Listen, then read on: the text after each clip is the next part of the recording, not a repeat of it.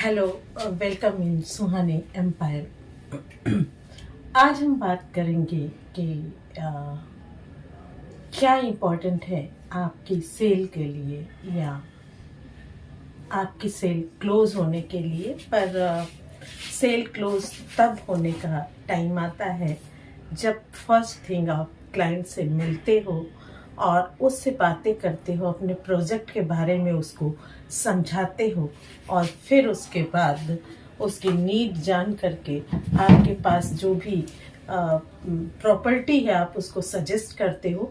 अगर वो उसको उसके हिसाब से ठीक लगता है तब उसको आप विजिट कराते हो और विजिट कराने के बाद फिर बारी आती है सेल क्लोज करने की।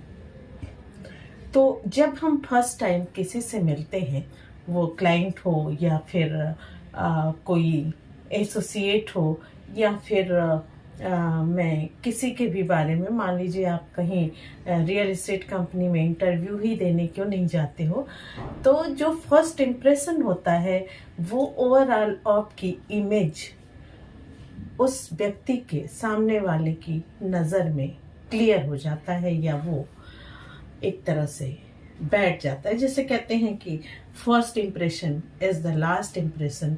फर्स्ट टाइम जब आप किसी से मिले, किसी से मीटिंग किया, तो आपने अपनी इमेज उसके जहन में, उसके दिमाग में क्या बनाई, ये आपके आगे के रिजल्ट के लिए बहुत इम्पोर्टेंट है।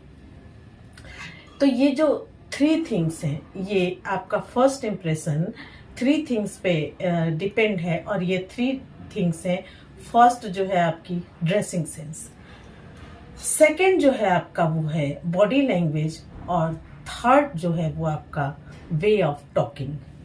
अब यहाँ पे मैं वन बाय वन आपको एक्सप्लेन करूंगी। अगर आप ड्रेसिंग सेंस की बात, मैंने आपसे कही, एक शब्द यूज किया ड्रेसिंग सेंस। देखिए, सेल्स मार्केटिंग या प्रेजेंटेशन, सेल्स और मार्केटिंग भी एक तरह से प्रेजेंटेशन ही है। और प्रेजेंटेशन के लिए बहुत सारी चीज़ें काउंट करती नहीं है, एक दो पॉइंट है उनके अंदर बहुत सारी चीज़ें आती हैं। आपको याद होगा जब हम स्कूल या कॉलेज में थे और जब हमें प्रेजेंटेशन करना होता था फाइल के थ्रू, तो हम उस फाइल को पहले उसका कवर खूबसूरत बनाते थे, सजाते थे, संवारते थे, और फिर उसके बाद उसके पेज कैसे होने चाहिए, फिर पेज साफ सुथरे होने चाहिए, उस पर लिखावट अच्छी होनी चाहिए। आपको याद होगा जब स्कूलों में ये फोटोकॉपीज और प्रिंटिंग नहीं चलती थी, तो अक्सर असाइनमेंट या प्रोजेक्ट जो है हम उससे कह के लिखवाते थे जिसकी राइटिंग अच्छी होती है। उसके लिए कभी कभी घूस भी देना पड़ता था। और मैं आपको इसलिए बता रही हूँ कि बाई लक मेरी राइटिंग अच्छी है और इसलिए मैं राइटिंग की खूबसूरती को बहुत अच्छी तरह समझती हूँ और उसकी इम्पोर्टेंस समझती हूँ। तो ये मैं आपको क्यों बता रही हूँ कि जो ऊपर का कवर आप सजाते संवारते थे आज के डेट में, वो आपकी ड्रेसिंग सेंस है। जो पेज वगैरह आप अच्छा रखते थे वो आपकी बॉडी लैंग्वेज है। और थर्ड, जो आप अच्छी लिखावट में अच्छे चीज चॉइस करके, चूज करके, पढ़ने के बाद जो हेडिंग देते थे, अगर ब्लू से लिख रहे हैं ब्लैक से, तो ये चीज आपकी वे ऑफ टॉकिंग है। तो फर्स्ट आते हैं ड्रेसिंग सेंस पे। ड्रेसिंग सेंस का मतलब मेरा ये नहीं है कि आप एकदम से अपनी पॉकेट फाड़ के, अपनी पॉकेट काट करके महंगे से महंगा कपड़ा ब्रांडेड लें और तभी आपकी ड्रेसिंग सेंस, नहीं, ऐसा नहीं है। देखिए, जब मीटिंग्स में आप जा रहे हैं या किसी क्लाइंट से मिलने जा रहे हैं, तो एक तरह से आप प्रोफेशनल वर्क करने जा रहे हैं। और प्रोफेशनल वर्क के लिए बहुत ज़रूरी है कि आप ऐसे कपड़ों में ऐसा कलर चूज करें। आप भी जानते हैं कि फॉर्मल जो इंटरव्यूज होते हैं उसमें फॉर्मल रिकमेंड किया जाता है, और फॉर्मल जनरली लाइट कलर के शर्ट से, हालांकि एक समय था वाइट ही मानते थे, लेकिन लाइट कलर की शर्ट पहनने के लिए रिकमेंड किया जाता है, जो सामने वाले की आंखों में एक चुभता हुआ ना हो। और उसके बाद उसकी मैचिंग हो, मेल हो या फीमेल हो। देखिए आज के डेट में फीमेल भी अब ट्राउज़र और शर्ट में ही जाती हैं, उनका भी फॉर्मल ड्रेस जनरली यही हो गया है। हालांकि पहले साड़ीज़ वगैरह थे बट अब बहुत कम है। तो मैं ये भी नहीं कहती हूँ कि आप पैंट शर्ट ही पहने, आप जिसमें कंफर्टेबल फील होते हो, जिसमें आप अपने आप को कंफर्टेबल फील करते हो, उसी ड्रेस में जाएं। लेकिन कलर चॉइस का ध्यान रखें, ऐसा ना हो कि एकदम चुभता हुआ कॉम्बिनेशन आप पहन लें, या बहुत चमकदार, बहुत ज़्यादा एम्ब्रॉयडरी उसमें हो, या शर्ट ऐसे चमकीले कलर में हो कि सामने वाले के सामने जब आप जाएं तो उसकी आंखें ही रिलैक्स फील ना करें। एक मैसेज पीस का जाना चाहिए जिससे भी आप मीटिंग पे जा रहे हैं। सेकंड थिंग जो मैंने आपसे बोला कि सेकंड थिंग बॉडी लैंग्वेज। देखिए body language most important thing in marketing and sales sector. अब आप पूछेंगे क्यों? बॉडी लैंग्वेज, उससे क्या होता है? बहुत फर्क पड़ता है। आप अपने आप को इस वीडियो को देखने के बाद या वीडियो को देखते देखते ही आप अपने आप को शीशे में देखें, एक लुंज पुंज पोस्चर में खड़े होके, और एकदम सीधा, एकदम कंधे अच्छे से, और फिर आप अपने आप को देखें, आपको दोनों में फर्क महसूस हो जाएगा।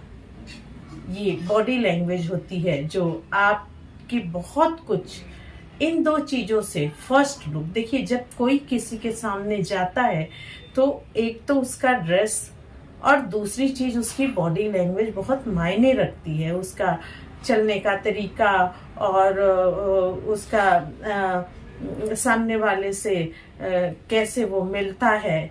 देखिए एक चीज और है इसमें कि आप क्या लेके जाते हैं।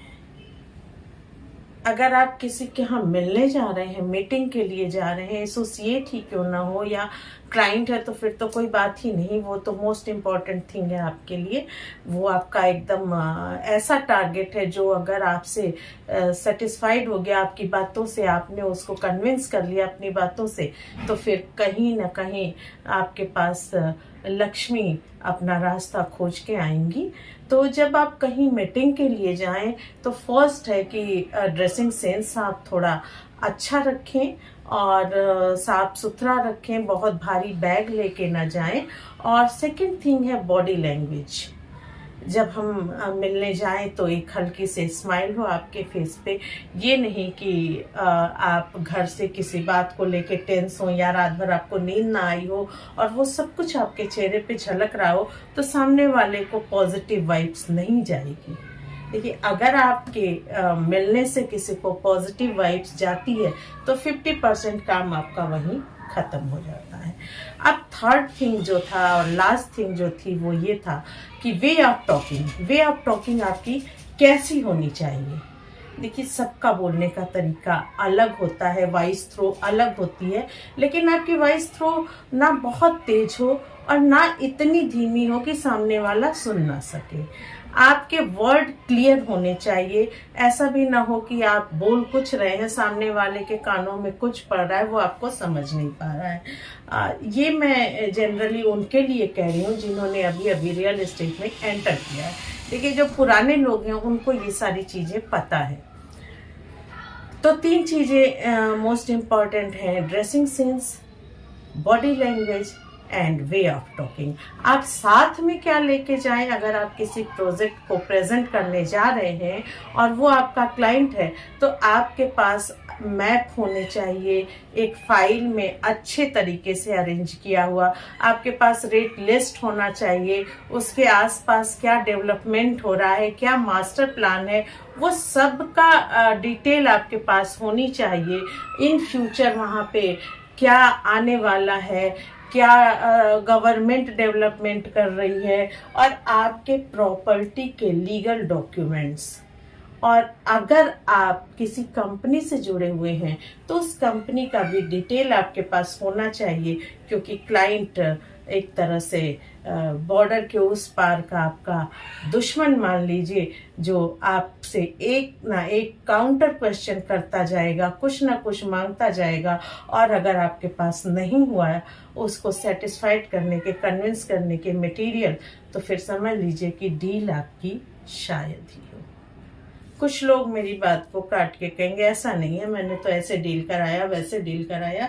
देखिए, जो तरीका है मैं वो आपसे डिस्कस कर रही हूँ, और आपने अगर मेरी 1-2 वीडियोस देखी होगी तो आपने ध्यान दिया होगा कि मैं आपको जनरली जो मैं समझ पाई हूँ, जो मैं फील कर पाई हूँ, जो मैं अपने सीनियर से सीखी हूँ, जो मैंने अपनी कंपनियों से सीखा है, मैं वही आपको बताने की कोशिश करती हूँ, जो जनरली लोग नहीं बताते। तो आज के लिए इतना ही। ये 3 इंपॉर्टेंट थिंग्स याद रखें। ड्रेसिंग सेंस ब्रांडेड ना हो लेकिन साफ सुथरा, और कलर कॉम्बिनेशन बेस्ट होना चाहिए। आपके शूज साफ सुथरे पॉलिशदार हों। अगर आपने पॉलिश वाले शूज पहने हैं, आपके पास प्रॉपर पेन होना चाहिए। A4 साइज के 3-4 पेपर हो, जहां आप उसको पेपर पे क्लाइंट को समझा सकें, और बॉडी लैंग्वेज पॉजिटिव होनी चाहिए। हर पोस्चर एक परफेक्ट होना चाहिए, और वे ऑफ टॉकिंग ऐसी होनी चाहिए कि बंदा आपसे ना भी ले तो आपको किसी न किसी जरूरतमंद क्लाइंट के पास जरूर भेजे।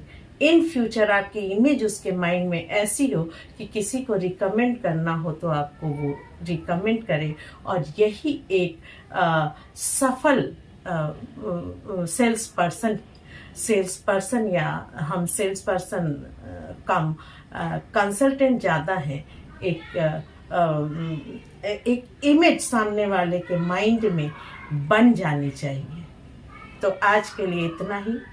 आशा करती हूँ आपको अच्छा लगा होगा, और अगर अच्छा लगे तो इस चैनल को सब्सक्राइब करें, लाइक करें, कमेंट करें, और अगर कुछ कमी नज़र आ रही हो तो प्लीज़ आप मुझे बताएं, मैं उसे सुधारने की कोशिश करूँगी।